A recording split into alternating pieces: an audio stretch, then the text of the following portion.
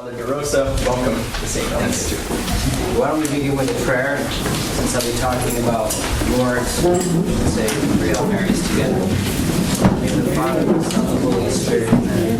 Hail Mary, full of grace, the Lord is with thee. Blessed art thou amongst women, and blessed is the fruit of thy womb, Jesus.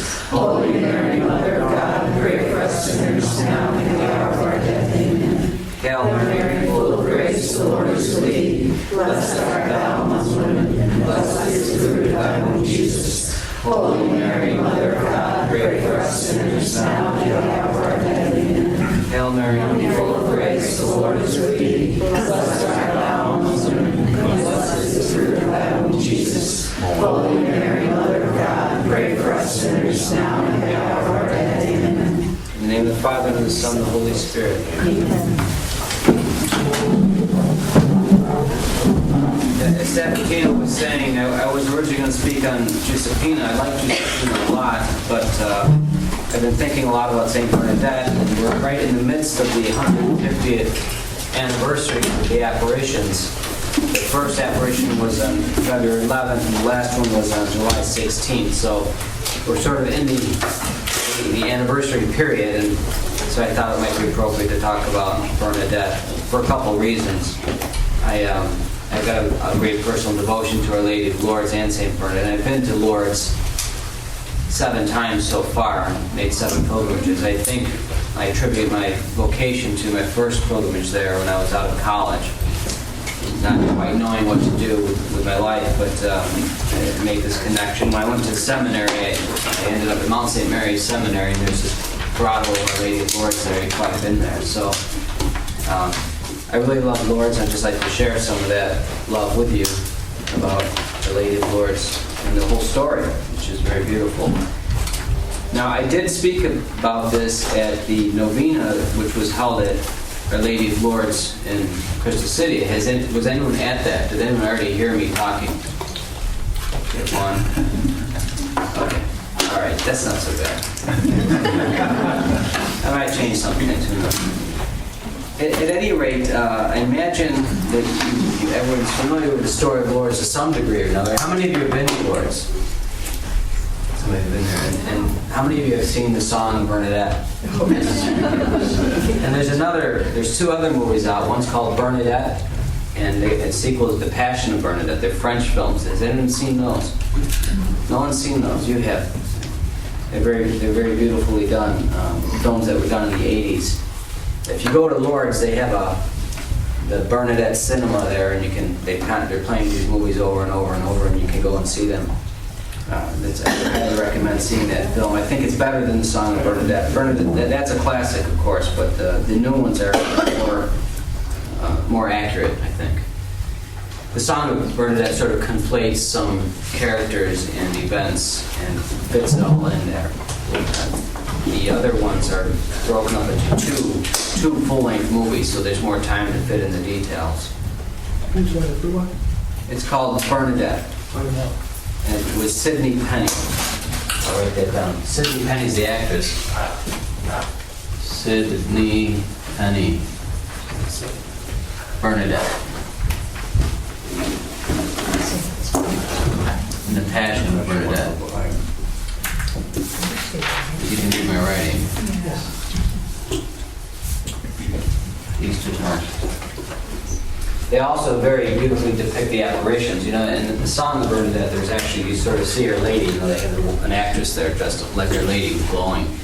You can't really do that, I don't think. So in the song, in The Passion of Bernadette, the new movie, you never see Our Lady. You just see Bernadette's face being illuminated, and the music score is very moving. And she just the actress does a magnificent job. But at any rate, the last time I was in Lourdes was in the autumn. I was on sabbatical. The bishop gave me 3 months, and I spent a month of that at Lourdes working as a confessor for the pilgrims. And so I really got to experience the place in a new way. Hearing confessions there is revealing. Obviously, I'm not going to go into detail, but the point is I experienced that facet, that dimension of the healing that goes on at Lourdes. So Bernadette, the theme of these lectures is icons of conversion, I believe. Bernadette didn't have this conversion experience, so you might wonder why Bernadette, how she would fit in here. And I thought about that, and I think a good answer is that she's sort of the anchor for Lourdes, where people are converted continually, and have had all these amazing experiences. It's the most frequented shrine in the world. 6 million people went there last year. Maybe more will go this year. It's 3 times as many as go to Mecca, from what I hear. So Lourdes really draws people in. And not just Catholics go there either. It's interesting. I met non-Catholics there as well. Mostly Anglicans kind of have a devotion to Our Lady, some of them. But it's a place of deep spiritual healing. And, that in the end is more important than physical healing. But there are many physical healings that happen there. And I think Lourdes gets short shrift a lot of times because they'll say, well, there are 67 miracles that the church has recognized. Well, in 150 years, 67 miracles doesn't seem that much, but there's really a lot more than that. It's just that the church has not been able to put its authority behind all the other miracles because it has to be absolutely certain. Okay, the church isn't going to stake its reputation on an alleged miracle, but there's a medical bureau at Lourdes, which was established in the 1890s by a doctor named Dr. Boissari. He was a Parisian doctor who hadn't lost the faith, and he went to Lourdes twice on pilgrimage, and he was very moved by it, and he thought, well, this would be an important component of this experience of Lourdes would be to have science there, observing what's going on. So he established what's called the Medical Bureau. And what was happening is any pilgrims that wanted to submit themselves to the Medical Bureau for examination beforehand could do so. And he gathered reams of evidence documenting the illnesses, the incurable illnesses of all thousands and thousands and thousands of people. And the Medical Bureau has records of the instantaneous cures of over 7,000 people.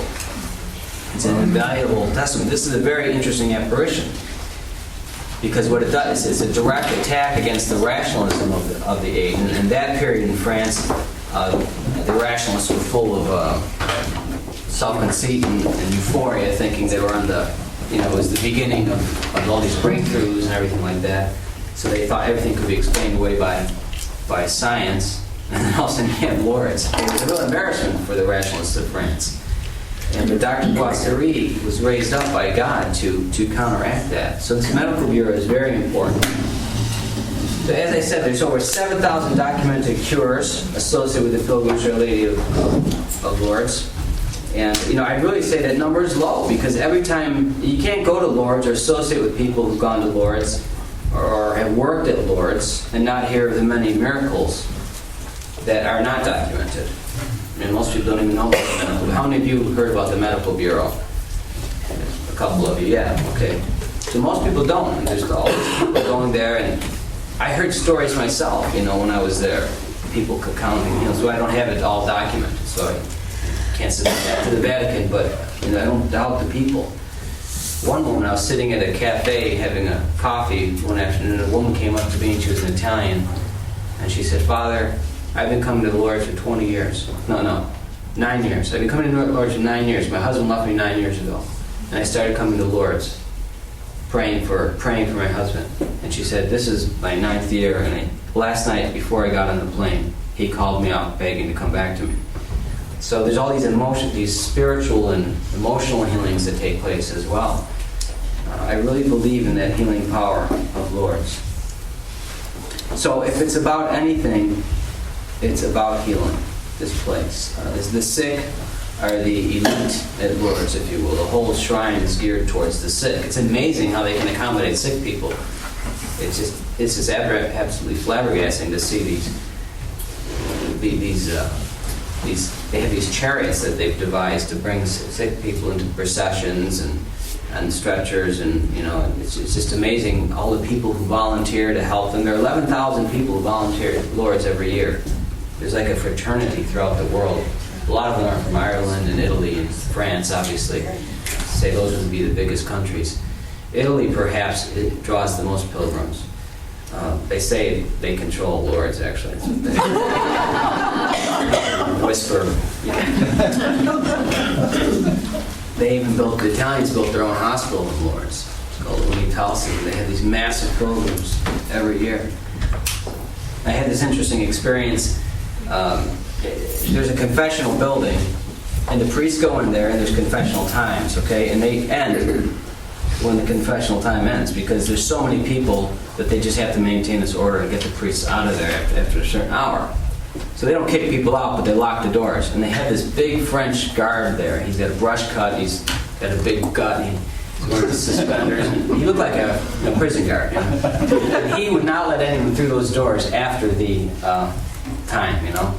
And a number of times when I was leaving at 6 o'clock and to go to dinner, I'd walk up the doors, and this happened several times. There was a group of Italians arguing with me, trying to get into the confessional chapel. They arrived late. No, he won't let them in. So, but I heard the confessions on benches and things like that. Probably illegal confessions. At any rate, healing implies that we need to be healed from suffering, implies suffering, and we need deliverance from that.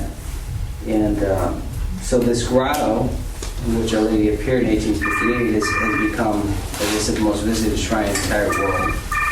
And so that's evidence that the need for healing is massive. Obviously, anyone who's lived a little while knows that we need healing. Everyone needs it at some degree or another. So, as if by way of emphasizing that, Our Lady chooses Bernadette. I think Bernadette she's really the perfect visionary for this apparition. Little Bernadette was a shepherdess. She suffered. Bernadette Soubirous is her name. Write down her name. I heard it.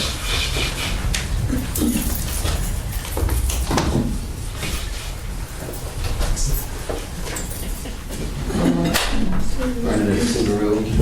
She had gotten sick when she was young. There was a plague that went through Lourdes and left her long scars, so she was always suffering with her breathing problems. Asthmatic attacks. So, and to add to the distress of her situation, her family was poverty. Her father had once been a successful milliner, but one thing led to another, and they ended up very poor. And you probably heard that they ended up living in the little town jail called Le Cachot. That was the only place that they could afford, and it was a kind of a dank, unhealthy place, and Bernadette was not a good place for someone with breathing problems. So her parents decided to send her off to her wet nurse, the woman who had been her wet nurse, in the nearby town of Bartres. Have any of you who went to Lourdes gone to Bartres? It's a beautiful. If you ever go to Lourdes, you have to visit. It's about 6 kilometers away, probably closer, about 3 kilometers. It's a little village which still is kind of untouched. Most people don't go there; they don't even know it's there. And you can walk. There's a little path called the Chemin de Sainte Bernadette, and you can walk through the fields and past the cows, and just like Bernadette would have done. But Lourdes is pretty built up right now. It's the only city in France with more hospital beds than Lourdes is Paris. So, and there's only 15,000 people who live in Lourdes. It's a crazy place in some ways. But anyhow, you could go down this path and visit the little town where she lived with her wet nurse, and the same family owns the house. You can see it, it's a little museum. And also nearby, there's a meadow with a barn for the sheep called La Bergerie. It's a little sheep house. And Bernadette spent a lot of time there in solitude. You can imagine if you're a shepherdess, you're not with other people, you're with sheep. Sheep are always getting into these apparition stories, the Bible, about sheep. So Bernadette was there until February 8th of 1858. And so at that point, and that day she decided she wanted to go back to her family, so she walked back to Lourdes on that path that you could still walk. And this was 3 days before the veil between heaven and earth was drawn back, so to speak. She had the apparition, the first apparition at the grotto. She was called back, so to speak. When she saw the Blessed Virgin, she didn't identify her as the Blessed Virgin. You probably know that towards the end, almost as a third to the last apparition. What she described was She said she saw a lady, a young girl actually, of 16 or 17. Usually the statues make her seem older, but Bernadette said she was young. And she was clothed in white, the blue sash, the rosary, yellow flowers on her feet. And one of the tantalizing things about Lourdes is that a lot of times the lady didn't say anything. And Bernadette, one time she didn't show up. Not Bernadette, but Our Lady didn't show up. And so, I think that's important because these apparitions don't fit into, God's grace doesn't fit into a formula. So we're always asking, why does God allow this and not that? Well, how do you explain that? Apparitions are kind of hard to get your head around. So, why this 18 and, why all these things about it? I believe around somewhere the lady identified herself as Immaculate Conception, which is the title of her. Yeah, she certainly did. That didn't come until this third to last apparition. Right. Yeah, definitely. The Lourdes is about the Immaculate Conception. But at first there was no identification. And as if by way of teaching Bernadette what the future would be, Our Lady, but Bernadette was paralyzed with fear at first. And she just knelt down, and she said she tried to make the sign of the cross, but she couldn't. She was too paralyzed. And then Our Lady made the sign of the cross, and Bernadette was then allowed or enabled to make the sign of the cross herself. It was almost as if to begin the apparition, she was having the cross imprinted upon her being, the sign of the cross. And the cross was really her life. She really lived the cross. She suffered until the day she died, and she died young, at 36. So I think that's a very important thing to consider, that happened in the first. Her fear went away, and she was imprinted with the cross. How old was she? She was 14. She was 14. What was the cause of her death? I'm sorry? The cause of her death? What was the cause of her death? Oh, she died of tuberculosis. Oh.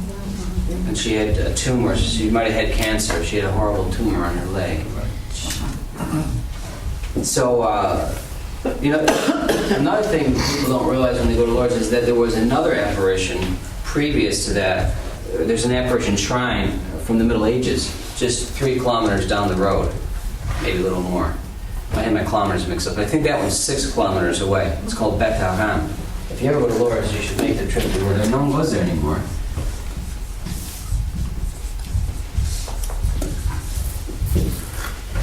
It means good branch in the dialect of the area. And it was the Lourdes. It was the most important shrine in France at one time.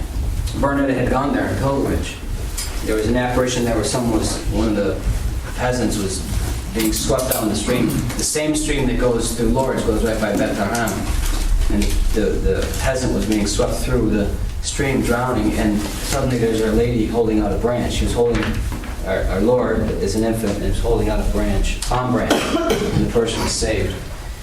And there's a saint in this town, too. The tomb of a saint.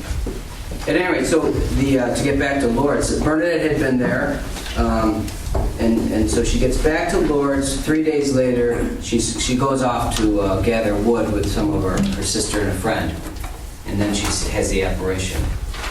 The apparition begins with a gust of wind, like the Holy Spirit is moving in. 2 times there was no wind, and she caused her to turn around. What was that about? Twice, and the second time she turns around, and then she sees Our Lady. Okay, well, she didn't call Our Lady. She consistently referred to her in the dialect. She had this word akero, which is sort of like saying that divine thing, that sort of she wasn't sure what to say, what she saw. She said she described a lady, but she didn't identify it as Mary, the apparition. And the second apparition, which was 4 days later, Bernadette brought holy water and threw holy water on the apparition just to make sure she had her bases covered, which is a good instinct. And Our Lady only smiled at it, And we know it's Our Lady, so I'll refer to it that way. And then at the third apparition, the words began to be spoken.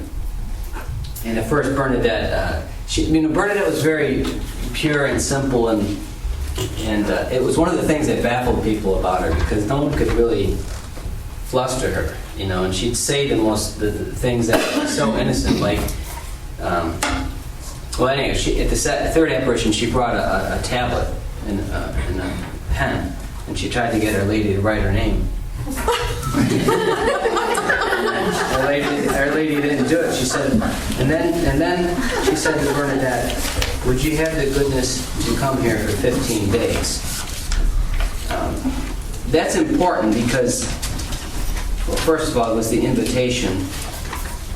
It was a very polite request, and she used the formal form of you.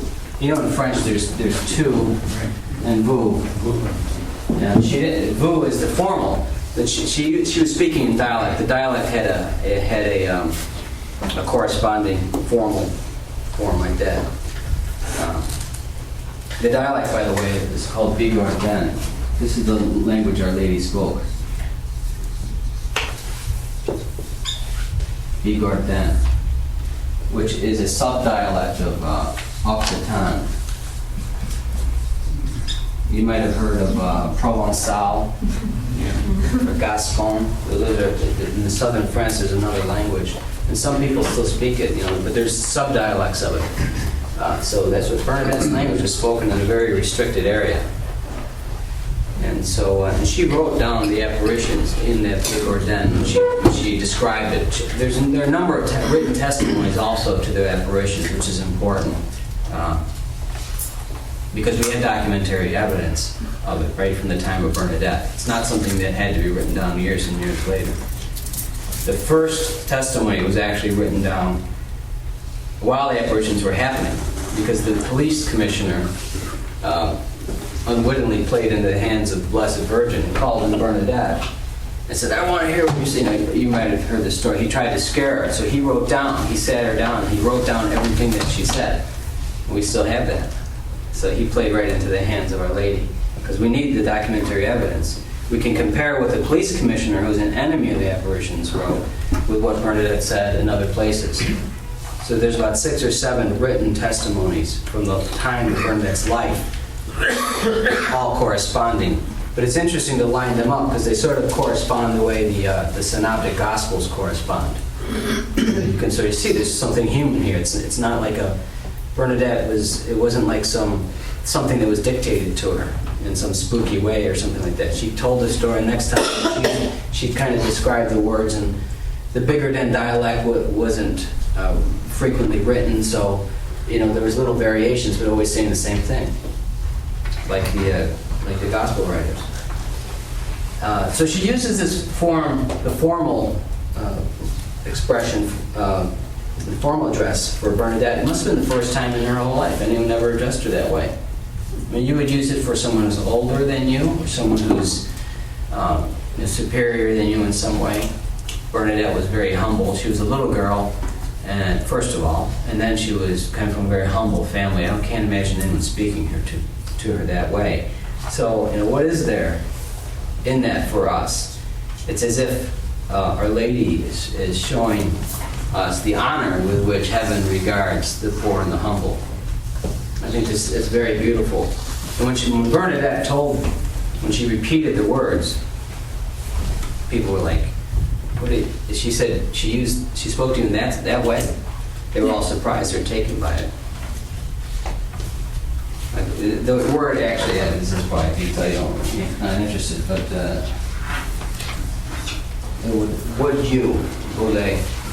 would be voulez in French, right? Finally, as Bernadette walked away, she shared with the people pressing in around her that Our Lady had said something quite momentous for her personally, and that was, "I cannot promise you happiness in this life, but in the next." Can you imagine being a 14-year-old girl and getting this message from heaven? Think of your average 14-year-old. I mean, how would Britney Spears have taken that?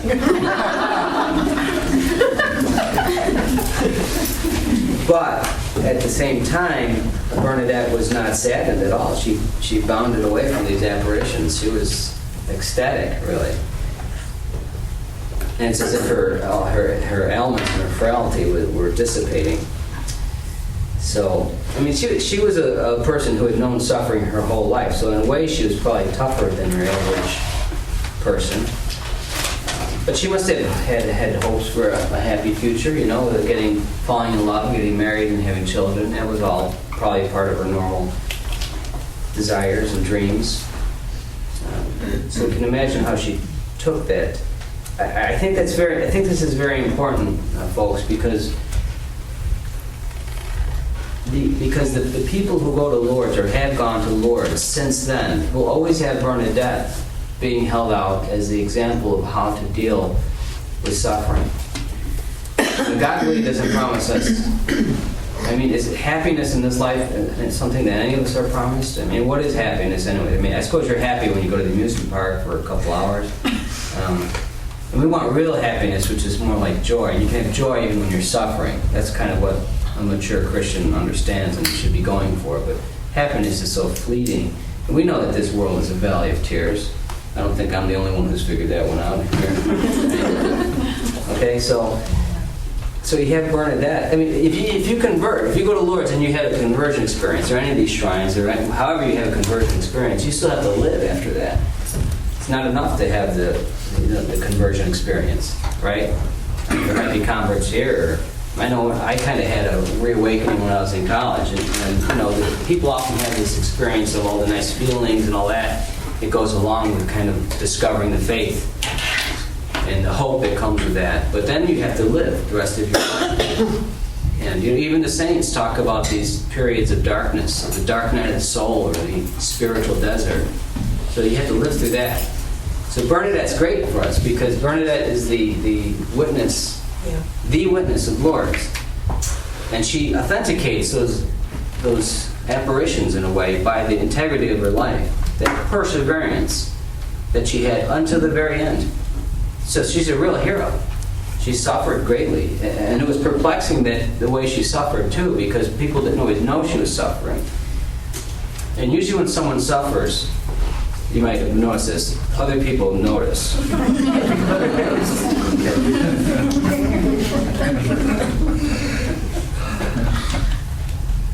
So anyhow, Bernadette didn't really exhibit any upset over it.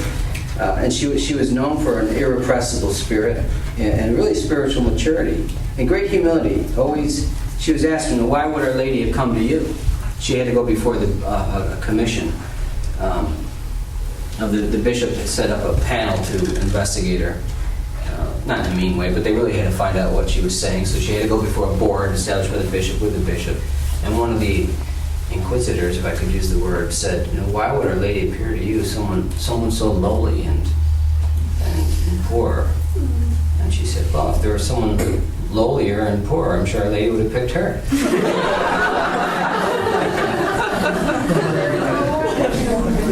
Our Lady asked Bernadette to do weird things too, that we can try and understand looking back. For example, at one apparition, Our Lady told her to go and dig in the dirt, okay, to find this. That's where the fountain was, the spring. And at first, people didn't know what she was doing, and she started trying to drink the water. Our Lady said, "Drink the water." You couldn't see a spring at the time. Bernadette dug and discovered it, and she was drinking this muddy water. She had mud on her face, and everyone thought, "Oh, she's nuts. She really is nuts." Okay. Yeah. And then she started eating a plant that was in the grotto. Our Lady told her to eat the herb that she found there. So she picks this wild plant, starts eating it, and people were aghast. This wasn't very tidy, This apparitions should be tidier, shouldn't they? They should fit more nicely into her prayer books.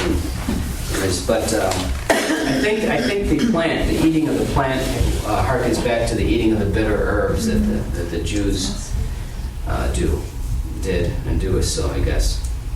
But at any rate, she was asked about that too before the bishop. Why would Our Lady have asked you to do something so bizarre as to eat that plant? And she said, "Is it bizarre to eat salad?" That's her response. She just looked at it that way simply, So. Father, excuse me. Yes. When do people begin to go with her? When do people realize that what she's going there for? Right away, within the first few times she sees the lady, people from town go up to that area with her Do you know Immediately they started going. The first apparition was witnessed by two others. By her friends that were playing, yeah. She swore them to secrecy, and they immediately told everybody. Bernadette's parents were opposed to it. Her mother, whipped her a little bit to try and get her to snap out of it. And the next apparition, there were some matrons in the town that immediately believed. They heard, and they went down there, and so the crowd grew every time. Okay. It's getting bigger and bigger. The crowd was really getting bigger. The crowds were huge by the fifth apparition, and by the sixth apparition, that she was called into the police commissioner. Okay. So the crowds have just grown ever since. But no one can see the apparition except Bernadette. No one saw. No one saw. So she's just like interacting with what appeared to be errors. They could see her in ecstasy. That's what they could see, but they couldn't see Our Lady. And she's the only one. It's not like Fatima. There's other witnesses, but they could see Bernadette. She didn't levitate, did she?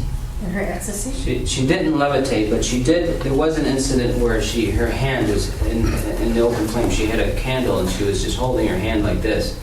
It seemed like she sort of inadvertently stuck her hand over the candle. And there was a medical doctor there in town he was a good guy. He was he's dedicated to science, but he understood the limits of science at the same time. And he was an invaluable witness also to the initial cures. And she had her hand in this open flame for 2 whole minutes. And he immediately examined her hand. He grabbed it afterwards to look at it. And, there was no burn. So he went back and said, he told the other skeptics, and, it happened, all right? I'm not saying anything. I'm just saying that happened, and you can't really explain it away. There is evidence. The fountain is evidence itself. How did she know that fountain was there, that spring? Let's see, where am I here?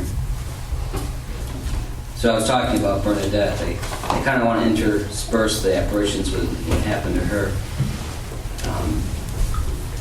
The media were trying to discredit the Blessed Virgin in the town too. Yeah, there was a lot of opposition to it. There was a lot of opposition to it because, as I said, it was embarrassing, and some of the authorities in the town thought that this was a plot by the clergy, to whip up the Catholics, which would, be a royalist plot in the end. The Republicans were opposed to that. The French Republicans, which aren't the same as what we have now in America. So, at any rate, the apparition continued. And one time she was kneeling there for 45 minutes, and they were waiting for this great message, and she stood up and turned around and said, "Penance, penance, penance," which isn't what everyone wanted to hear. People went way downtrodden. She asked for prayers for the conversion of sinners. She kissed the ground at Our Lady's request in humility. People do that now at Lourdes. The fountain discovered. Then Our Lady said she wanted a chapel built. So Bernadette has to go and tell the priest that she wants a chapel. And the priest was playing it hard. He was really being a hard guy about it, hard-nosed about it, because he didn't want the church to be held up to ridicule if this was all phony. So he was very stern with her, kind of scary. So Father Peyramal, he was the pastor of Lourdes. So she went to him, and she had to go and tell him. She said, "Father, Our Lady wants people. She wants a chapel to be built." And he was like, "Great, where are we going to get the money for that? And who is this lady, anyways? Why don't you go ask this lady to go make the flowers bloom? Give me a sign that this is real. Ask her to make the flowers bloom. It's dead of winter." So Bernadette went back and asked to have the flowers bloom, and Our Lady just laughed at it, and she wouldn't. And then Bernadette had to go back and said, "Father, she wants a procession too." He was all flustered. Father, where's the faith with the church? You would think you'd be so skeptical. No, he had to. The priest asked. Well, I understand, but at least he could work with her a little bit and be so snotty about it, No. You'd be surprised how many people have apparitions. Some of his vicars were very believing initially. Some of them even went there, but he didn't want them to go there. Well, it has to be carefully he has to be careful because there could be a false apparition or someone could be trying to set the church up for ridicule. At any rate, he was a good priest, and so he said, I want to know her name. Tell this lady I want to know her name, because he asked her, who is it? People are saying it's the Blessed Virgin. Bernadette said, I didn't say it was the Blessed Virgin. Well, who is it? You want me to build a chapel for someone we don't even know who she is? I mean, let's get with the program here. So she goes, and the famous, what you were just saying, Our Lady Bernadette comes back to the priest, and she had memorized what Our Lady said. She asked what her name was, and this was on March 25th, which was the Feast of the Annunciation. So she went back and she said, I am the Immaculate Conception. And the priest stopped dead in his tracks. He said, I am the Immaculate Conception.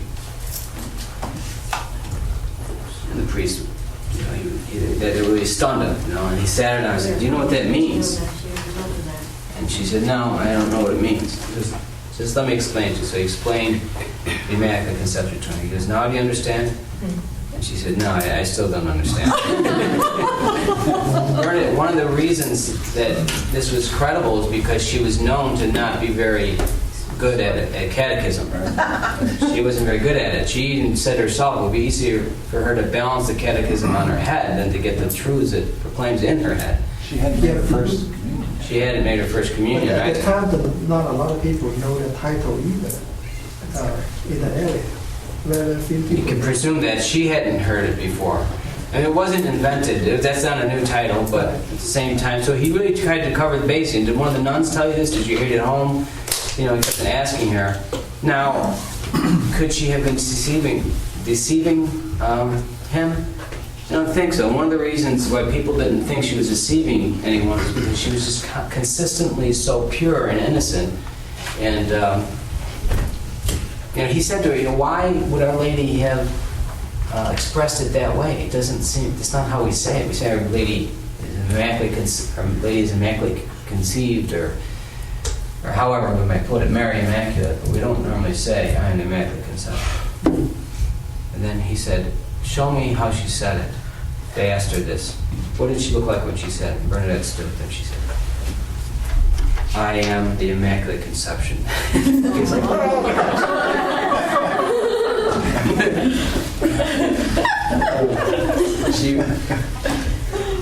the more you read about Bernadette, the more you love her, because she's just say consistently pure and innocent. She's just the perfect witness for an apparition. I'm very humble. I saw one of the movies that she was very, very humble person. Very humble. She was very humble. Very, very lovely. And then that wasn't the last apparition. That her hand, the miracle with her hand that was burning, was the next one. And then the last apparition, she had to be kneeling across the other side of the stream because the authorities blockaded off the grotto. They tried to stop it by putting a fence up there. Does anyone know that story? The reason they took the blockade down was because the governess of the French emperor came to get some holy water. Because the little heir to the throne was sick. And they went to find this woman, the governess. It was Louis Napoleon's child who was sick. What year? This would have been 1858. Yeah, 1858. And so the governess went to the court. And then when they found out who she was, they were all embarrassed and everything. And then there was a telegram saying, take down the barricade by order of Louis Napoleon. So even the Emperor of France got involved with this thing. I mean, Our Lady really turned everyone upside down. There was I don't know if you've heard of Émile Zola. You've never heard of Émile Zola. He's a French atheist and not the kind of guy you'd want to have lunch with. But he went to Lourdes and he wrote this attack on Lourdes. It's called Lourdes. And so he was kind of the nemesis of Dr. Boissari, that French doctor established the Medical Bureau. And in the book, he wrote things that were false. He was trying to discredit Lourdes. And one of the things was that he witnessed a woman who claimed to be cured, relapsed. And the woman had this horrible deformity of her face, some skin disease or something that was eating away her face, and she was cured. She's one of the 67. Her name was Marie Le Marchand. And so in Paris, there was this sort of like a think tank in Paris called the Cercle de Luxembourg. And Boissari was someone who could go to that also, and Zola. And so Boissari arranged to have a talk on Lourdes at the Cercle de Luxembourg in Paris. And then he brought out, this was after Émile Zola had printed his claim that Marie Le Marchand had relapsed into disfiguration. And Boissari had gotten Marie Le Marchand to come with him. And so he said, this is what supposedly he said, "Yes, Monsieur Zola, here is Marie Le Marchand. She is cured, and she is beautiful in our sight. Yet there is a greater beauty in her that you do not see, could not guess at, a beauty which you did not have the least notion of, and that is her soul." So he really slam dunked Émile Zola. Was he converted? I don't know. I don't know what happened to him. The most amazing miracle was the story of Pierre de Ruyter. He was a Belgian whose leg was crushed in a tree fall, and one leg was shorter than the other. The consequence. And when he was cured, his legs were made the same length again. You can see his legs. That he donated his legs after he died to the museum, and you can see them. Yeah. You can see the cracks in the leg too. They're the same length. There's an interesting book on Lourdes written by a secular Jewess, Ruth Harris. I don't know if anyone has read this book. It's called Lourdes, Body and Soul in the Secular Age. I think it's subtitled. She teaches at Oxford. She's not a believer, but I think she gave a pretty fair account of it, of Lourdes, and did a lot of research. Although she kept on trying to integrate it into, the tradition of fables and visions in the Pyrenees. She was really trying to kind of limit it to sort of some parapsychological phenomena or something like that. But she herself admitted that she was perplexed and baffled by some of the miracles. There's so many miracles, and they were claiming power of suggestion, and it's just, I don't know, you really have to have more faith to believe in these attempts at explanation than believe in the miracle themselves. Why can't you just say it's a miracle? And it's a lot easier that way. So, but you see, in the area of Lourdes, in the Pyrenees, there were a number of apparitions throughout the centuries. Actually, Europe is full of apparitions. We kind of think of Lourdes, Fatima, Guadalupe, Knock, but there's a lot of apparition sites, and why wouldn't there be? Why would there only be a few? It says right in the scriptures that children will dream dreams and see visions. So it makes sense that in 2,000 years there would be some action, And so in the Pyrenees, there are a lot of apparition sites. I mentioned Bet Haram. If you go there and you have time, you can visit the other ones. There's Savrans. It's from the middle, about the 13th century, I think. There's a number of them. Garaison, which is one of the big ones nearby Lourdes. But over the centuries, Lourdes, I think, came at a great time, because it was an antidote to a skeptical age. It's not something you can't just say, well, this is a medieval legend. You can't say it. If you're an objective person, you have to admit the documentary evidence. The fact that she made the claims, no rational person can dispute the fact that she existed, that she made the claims. We have plenty of documentary evidence for it. So it's sort of interesting. It sort of corresponds with the Christian apologetics in a way. We have to show that Christ did exist, that he did make these claims, that there's documentary evidence, and you can do the same thing with Lourdes. And then there is the overwhelming evidence of the miracles and the response of people. Anyhow, so what happened to, does anyone have any questions? Should I end at 8:30? Well, we're flexible, but if you want to take some questions, feel free. Okay, well, let me just tell you what happened to Bernadette. She ended up, the nuns in town took her into, they had like a hospice, you could visit this place still, and she stayed there till she was 22. And she was just working there, peeling potatoes and things like that, simple jobs. And then she eventually decided to enter the convent. So she went to the convent, which is way on the other side of France, at Nevers. Maybe you've been there. And she never returned to Lourdes. She went to that convent and died there at the age of 35. So from 22 to 35, she almost died in the first year of her novitiate. And she was given last rites, and she professed her vows too on her deathbed. You can do that if someone's dying. And then she recovered. She had last rites 3 times. And she was always teetering like that. And she spent most of her time, it got to the point where she was spending most of her time in the infirmary. And so one of the other nuns said, well, it seems like your job is to be sick. That's your job in the convent. Well, there's value in that, as we know. It's a very spiritual job to have. It's a great, it's the calling of a victim soul. So she suffered very well she united herself so closely to the sufferings of Christ on the cross. One of the other sufferings that she had to bear, well, there were several things in the convent. The one is that the novice mistress didn't believe in the apparitions. And she was determined to make sure Bernadette didn't have spiritual pride. So that she was kind of a stern nun who kind of caused suffering for Bernadette. I don't think she was evil, but I think she was just stern, and she didn't have the grace to believe, but eventually she did. Another source of suffering was the constant... She constantly had to come into the parlor and retell the story of Lourdes. She didn't want to do that. The Mother Superior was trying to protect her, so when she came to Lourdes, she called, all the nuns came from the other convents, and they had this big congregation, and Bernadette told her story once and for all. And the Mother Superior said, this will be the first and last time, because this girl has to live her life as a nun, and she can't constantly distract. Well, it didn't really work out that way, because the bishop would show up or some dignitary, and she kept on breaking the rule.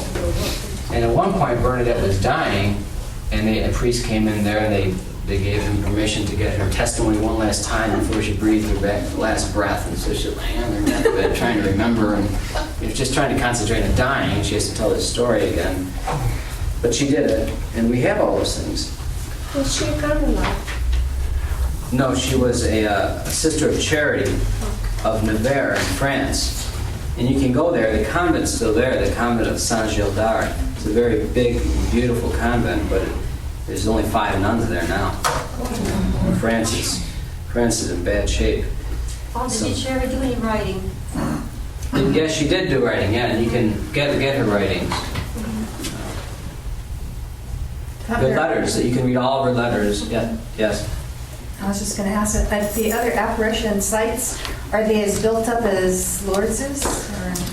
Or are they, you know... No. Well, Gary, Beth-Down-Rome is a pretty big deal, yeah. You can go there, and it's a pretty significant church, and it's very interesting. I wanted to write down for you the words of Our Lady in the dialogue. It's not really a dialogue, it's really another language, so people always refer to it as a dialogue. This is what Our Lady said.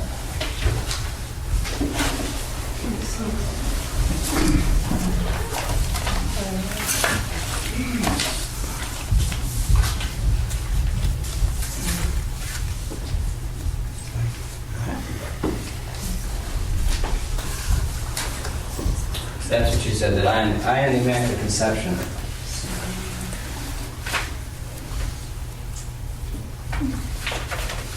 This is the. It doesn't seem like it would be if you know another language, but that's the. I am the. That I am the Immaculate Conception. And big or then, that's the language. It took me a while to figure out what the language was, but I finally did. I think I met someone who spoke it. They could sort of understand what he was saying, and I couldn't understand everything. At any rate, on April 16, 1879, at the age of 36, Bernadette breathed her last. She died a very holy death at the convent with her nuns, her sister nuns around her. When they exhumed her body 30 years later, her body was exhumed 3 times, but it was found to be incorrupt. It's one of the most amazing incorruptibles that I'm aware of, Bernadette. Has anyone ever seen that? A picture of her body? I should have brought one, but her body was almost perfectly incorrupt. it was a dead body, but it hadn't rotted and inexplicably because she wasn't embalmed, and the casket itself was moldy. Her clothes were rotted. The rosary that she had in her hands had rusted out. Her body was still intact. She wasn't embalmed. They extracted her liver to see what the internal organs were like. Her liver was still supple. All the hair and the nails, the eyes, everything was there. So you can go and see her. Now they put wax makeup on her now. But Where do they have? her body is in Nevers. Is it at the convent? It's at the convent. So it's France is sort of like this. Sort of like 5 sides. Paris is about here, and Lourdes is here. This is Spain, and then Nevers is right there. Far away from Lourdes. It's far away. And she only saw one of her relatives during that time. Her brother came to visit her. She kept a lot of great correspondence up with her family, though. But her mother and father died shortly after she left, and one of her sisters lost 5 children. There was a lot of problems, and she suffered a lot. She was very much involved in her family life by correspondence. One of her siblings opened a religious goods store in Lourdes, and she really got mad. You can meet her relatives if you go to Lourdes. Their family's still in Lourdes. I met would be one of her great nieces, Françoise Soubir. They run the house where the family ended up is still in the family hands, and you can go visit it. But you were asking about the writings. Someone was asking about the writings. Yeah, you can find her writings. They're very beautiful. I read through all of her correspondence, and you really get a nice sense of what her soul was like. Father, when she expired, did she acknowledge that the Blessed Virgin Mary was there? Or was that just Hollywood? I think she did see that, yes. I think she did have a final Acknowledgement. version. Father, do you what is the best book that you can recommend? There's a book called Bernadette by Father Trochu. That's the author, Trochu. You can get it from Tan. That's a really good one. And there's another one called Bernadette Speaks. This might be the best one, actually. It's by Renee Lauren Ten. Renee Lauren Ten is one of the most famous Mariologists in the church. He did an exhaustive study in the 1940s of Lourdes in preparation for the 100th anniversary. He was commissioned by the bishop. It's like a 7-volume exhaustive study of all the documentary evidence of Lourdes, kind of a theologically scientific corpus of writings, and I think you get a lot of that in the book Bernadette Speaks. Is it T-I-O-N? T-I-N, sorry. Yes. When Mary begins, did her family believe? No. I think the siblings might have, but her mother definitely did not. Tried to beat it out of her, but... Similar to the family, isn't it? Yeah, it's similar to that. Yeah, so, Yep. Why she didn't go back after she was 22 years old? Why didn't she go back? She spent her life in the convent, and actually there was a point when the Mother Superior was going to let her go back, but she fell ill. She was always falling ill, She's always sick. She'd be healthy for a little time and get sick again. Were there a lot of cheers at the... She died on April 16th. 16. Yeah, April 16th, 1879. Father, were there a lot of cures when the spring started to spring? There were cures right away. Yeah, there were cures right away. And those early cures were very well documented. One of them was a little kid who was about to die, and his mother, the kid was dying. They portrayed it as well in the movie. His mother just brought him to the grotto, plunged him in the water, and held him there for 15 minutes. It was cold water. Cold water. It's freezing cold water. If you go to Lourdes, the medical doctor had all the records that the little boy was sick. He had examined him over and over. So it was, what's going on? There was another guy who was blind, and he washed in the water, was cured. And so there's It's really interesting. You can read all about the cures and everything. Everything's well documented. Yes. I'm sure it's probably evident to everybody in the room but me, but what's the connection between all of the healings and conversions? Because we're talking about icons of conversion and everything like what? Well, the healing can be an occasion for conversion. But is it, or is it faithful going and being healed? I think it can happen both ways. I mean, there's a whole spectrum. I mean, do you have to have faith first to be healed? Is that what the question is? No, that's not. I'm kind of wondering when we're looking at Bernadette or we're looking at Lourdes, how can we? Why is she an icon of conversion? Yeah. Well, I'm trying to fit it in. Let's not push it too far, lady. People go there and have there are a lot of people who go there sort of with their relatives or for whatever reasons and have conversion experiences.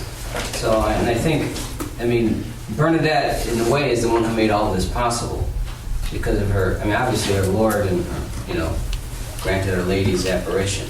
But Bernadette is such an excellent testimony to the whole thing.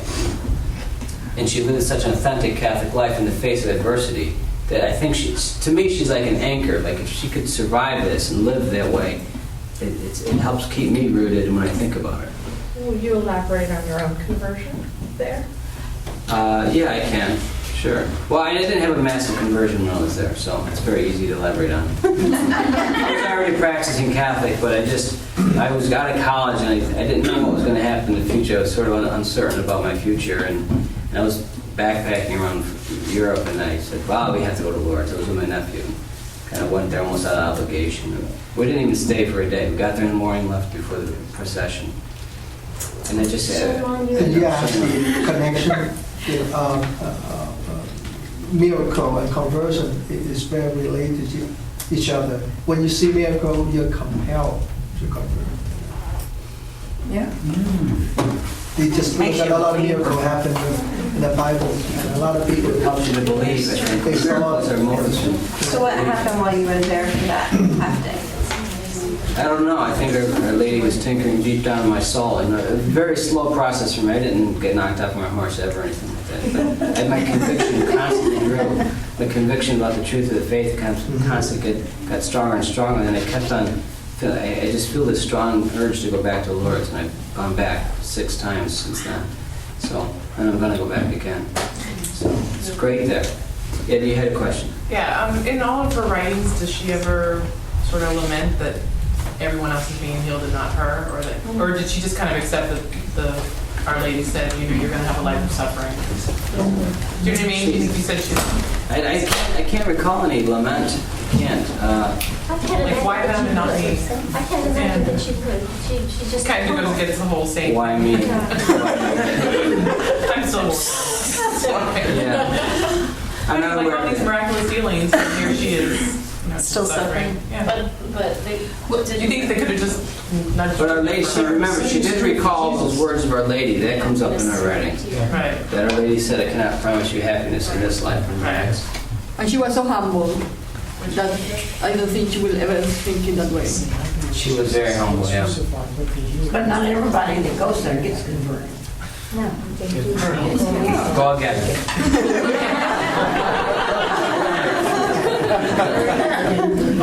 God's grace is so mysterious, It's true. People that go and they don't get cured, they're very disappointed. I wouldn't go there I wouldn't go there looking for it, I just go there, and I think what you could expect is, Lord, strengthen my faith, help me to persevere in whatever my sufferings are, and because that's a good point. You shouldn't go there too credulous or too naive about, it's not a miracle factory. Right. You could go there with the wrong attitude about it. When you do the number is very few. They have like 7,000 documented versus 6 million per year. That's a very tiny fraction. They have an angel spinning the wheel. I'll say that my daughter went, and she went because everyone else was going. She doesn't, in fact, she had gone to Europe and said she wasn't going to do all that nonsense. people were going, she went along, she'd been to Paris, they went down to Lourdes, and a woman was healed in front of her. And the witness, being a witness to something like that, she said the woman took off bandages and there were sores all over her legs.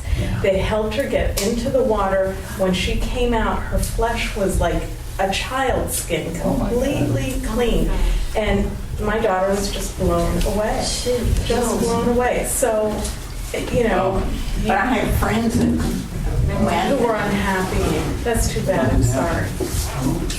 I wonder if we gotta end it, but I wonder if we don't expect miracles to happen. I wonder if we believe it theologically, you know, and there might be a problem if you study theology. Okay, I admit it, but there's all these complications, you know, doubts that come in. But do we really expect a miracle to happen? I know a woman who took her daughter there who had cancer, and she was not healed, and she died shortly thereafter. And her biggest job was to explain to the rest of the family, rest of the kids, why her daughter wasn't healed. But I guess even if you get healed, you're going to die. So I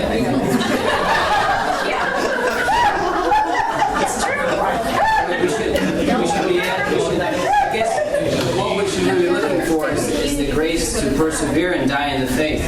Yeah. Just like Bernadette, that's why I think people like who go there and don't get healed, they always have Bernadette to look to. And maybe that's one of the points I'm trying to make. Even if like this person you're mentioning, well, Bernadette herself didn't get healed. It's not that essential. It's not that essential. It's necessary for some, I suppose. But it's mysterious. Like God's grace doesn't fit into a formula. But Sabatino has his hook out. Was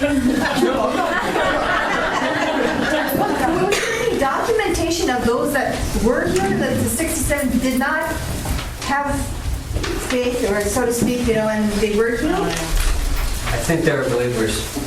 I don't recall any. I think they all went there in pilgrimage because they had belief. Focusing on all that. Okay.